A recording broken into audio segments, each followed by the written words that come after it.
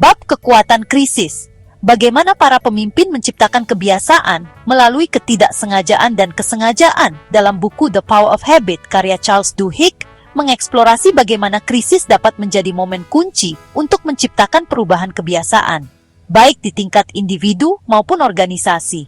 Duhigg menunjukkan bahwa meskipun krisis seringkali dianggap sebagai ancaman, mereka juga menawarkan peluang untuk mengubah perilaku lama dan membangun kebiasaan baru yang lebih produktif. Melalui berbagai studi kasus, Duhigg menjelaskan bagaimana pemimpin yang efektif memanfaatkan krisis untuk menciptakan perubahan yang berkelanjutan. Krisis sebagai pemicu perubahan.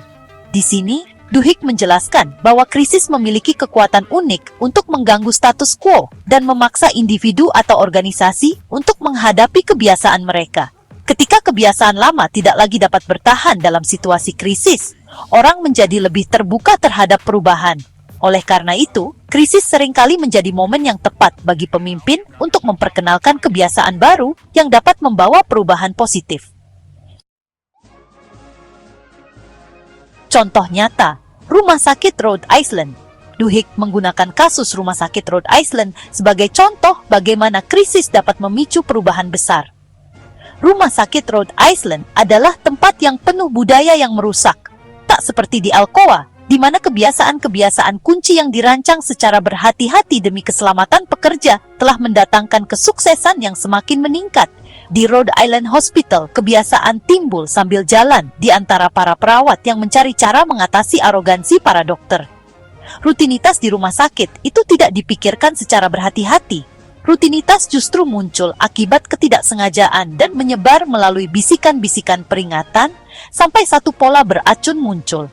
Hal ini bisa terjadi di organisasi apapun yang tidak memiliki kebiasaan yang dirancang dengan sengaja. Bila memilih kebiasaan kunci yang benar, bisa menciptakan perubahan yang menakjubkan.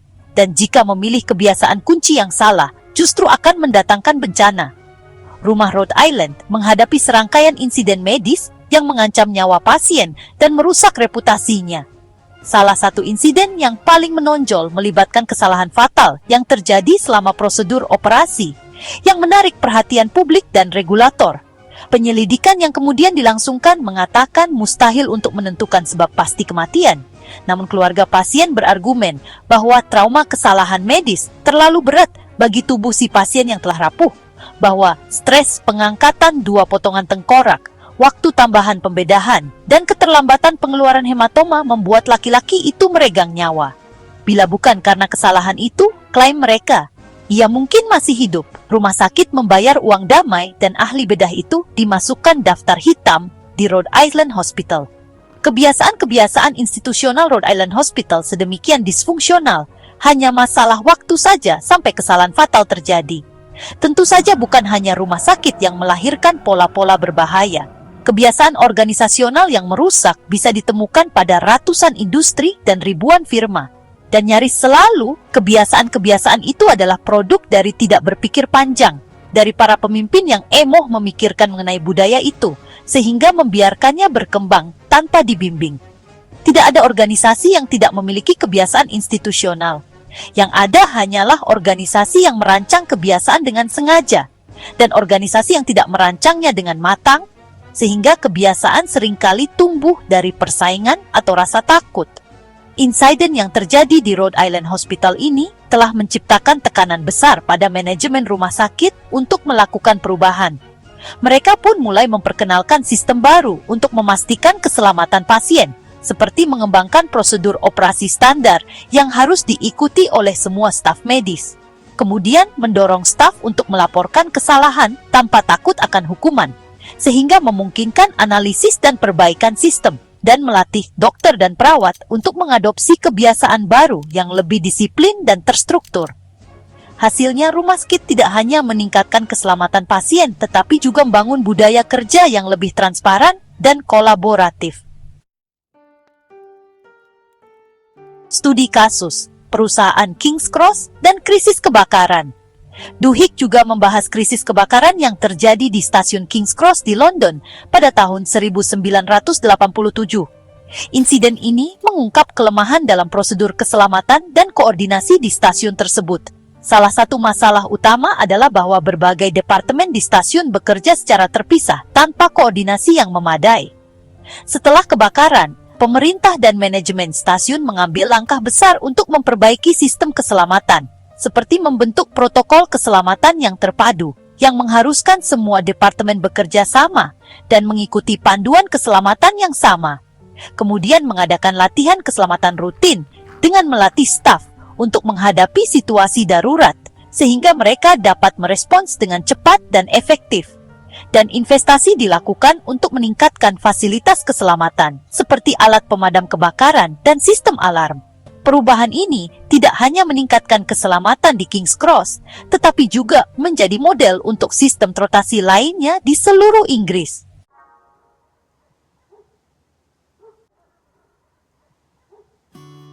Kepemimpinan dalam mengelola krisis. Duhigg menyoroti bahwa pemimpin memiliki peran penting dalam memanfaatkan krisis untuk menciptakan kebiasaan baru. Pemimpin yang sukses tidak hanya bereaksi terhadap krisis, tetapi juga menggunakannya sebagai peluang untuk memengaruhi perilaku organisasi. Beberapa strategi pemimpin yang efektif, yaitu: pertama, mengidentifikasi akar masalah. Pemimpin harus memahami kebiasaan yang mendasari masalah yang muncul selama krisis. Kedua, memanfaatkan momentum. Krisis menciptakan rasa urgensi yang dapat digunakan untuk mempercepat adopsi kebiasaan baru. Ketiga, membangun aliansi. Pemimpin perlu melibatkan berbagai pemangku kepentingan untuk mendukung perubahan. Keempat, menciptakan kebiasaan baru yang menggantikan kebiasaan lama. Kebiasaan baru harus dirancang sedemikian rupa sehingga dapat menggantikan kebiasaan lama yang tidak produktif. Ketidaksengajaan dan kesengajaan dalam menciptakan kebiasaan. Duhigg menjelaskan bahwa kebiasaan baru dapat terbentuk baik secara sengaja maupun tidak sengaja selama krisis. Kebiasaan yang terbentuk secara sengaja biasanya dirancang oleh pemimpin yang memahami pentingnya struktur dan panduan. Sebaliknya, kebiasaan yang terbentuk secara tidak sengaja seringkali muncul karena respons spontan terhadap situasi darurat. Kebiasaan yang terbentuk secara sengaja adalah kebiasaan yang melibatkan perencanaan dan pelaksanaan yang sistematis, seperti membuat daftar prioritas selama krisis, mengadakan rapat evaluasi rutin untuk meninjau kemajuan, dan menetapkan tanggung jawab yang jelas untuk setiap anggota tim. Dan kebiasaan yang terbentuk secara tidak sengaja adalah kebiasaan yang sering kali muncul tanpa perencanaan, tetapi dapat menjadi kebiasaan yang berguna jika dikelola dengan baik. Contohnya, seperti spontanitas dalam berbagi informasi antara tim selama darurat dan munculnya pemimpin informal yang mengambil alih tanggung jawab selama krisis. Krisis sebagai momen pembentukan budaya. Selain menciptakan kebiasaan baru, krisis juga dapat membentuk budaya organisasi. Duhigg mencatat bahwa krisis memberikan kesempatan untuk mendefinisikan ulang nilai-nilai inti organisasi dan membangun kepercayaan di antara anggota tim. Membentuk budaya melalui krisis dapat dilakukan melalui komunikasi yang transparan. Dalam hal ini, seorang pemimpin harus berbicara secara terbuka tentang tantangan yang dihadapi organisasi. Dan jika ada masalah yang muncul, daripada menyalahkan, lebih baik fokus diarahkan pada mencari solusi bersama. Dan seorang pemimpin harus menjadi teladan dalam mengadopsi setiap kebiasaan baru. Hal inilah yang dilakukan oleh pemimpin-pemimpin bisnis yang berhasil seperti Paul O'Neill ketika ia menjadi CEO di Alcoa yang sedang merosot. Kesempatan itu sama juga dengan yang dimanfaatkan Howard Schultz ketika ia kembali ke Starbucks yang terseok-seok pada 2007. Pemimpin-pemimpin ini menyambar kemungkinan-kemungkinan yang tercipta oleh krisis. Ketika sedang terjadi kekacauan, kebiasaan-kebiasaan organisasional menjadi cukup mudah diubah untuk menetapkan tanggung jawab dan menciptakan keseimbangan kekuasaan yang lebih adil. Krisis sedemikian berharga, sehingga terkadang ada baiknya terus-menerus mengangkat kesadaran bahwa bencana mengintai ketimbang membiarkan kesadaran itu padam. Pemimpin yang baik memanfaatkan krisis untuk reka ulang kebiasaan organisasional. Para pengelola NASA, misalnya, mencoba bertahun-tahun untuk memperbaiki kebiasaan-kebiasaan keselamatan lembaga tersebut. Namun, upaya-upaya itu tidak berhasil, sampai akhirnya pesawat ulang-alik Challenger meledak pada 1986. Akibat tragedi tersebut, NASA mampu memperbaiki cara mempraktikkan standar kualitas. Pilot-pilot pesawat terbang juga menghabiskan waktu bertahun-tahun guna meyakinkan para pembuat pesawat dan pengendali lalu lintas udara.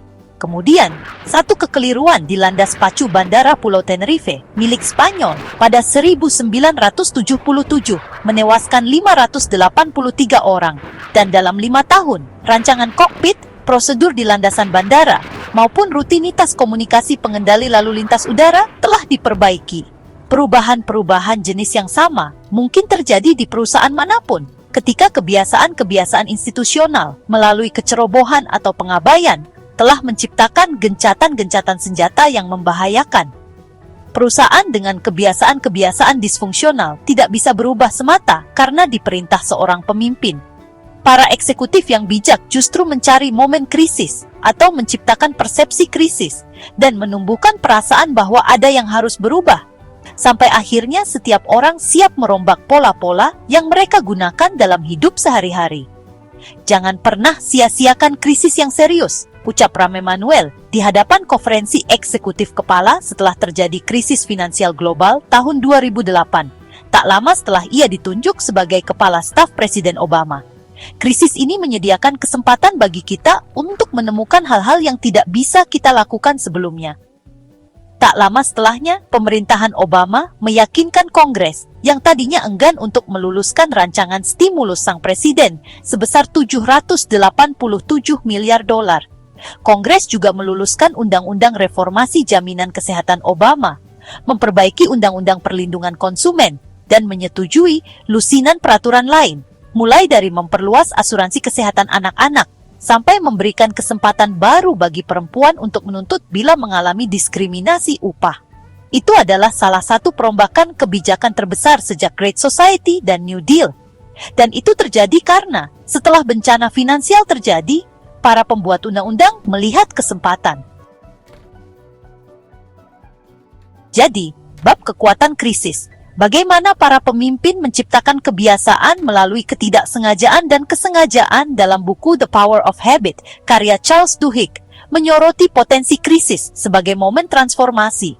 Charles Duhigg menunjukkan bahwa meskipun krisis seringkali menimbulkan ketegangan dan ketidakpastian, mereka juga memberikan peluang unik untuk menciptakan perubahan yang signifikan. Dengan memanfaatkan krisis untuk membangun kebiasaan baru, baik secara sengaja maupun tidak sengaja, pemimpin dapat menciptakan dampak yang bertahan lama. Duhigg memberikan pelajaran berharga tentang bagaimana memahami dan memanfaatkan kekuatan krisis untuk menciptakan kebiasaan yang lebih baik dan budaya yang lebih kuat, baik dalam organisasi maupun kehidupan pribadi.